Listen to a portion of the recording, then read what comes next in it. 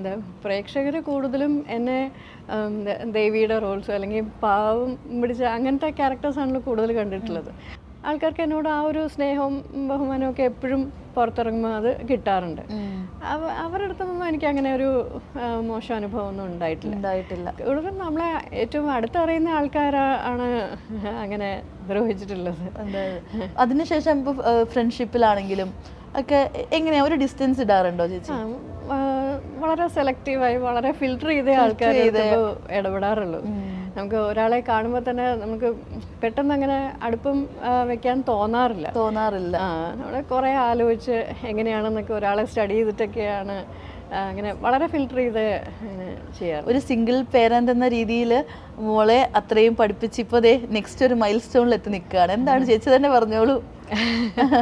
അത് എനിക്ക് പണ്ട് ഡോക്ടർ ആവണമെന്നായിരുന്നു ആഗ്രഹം.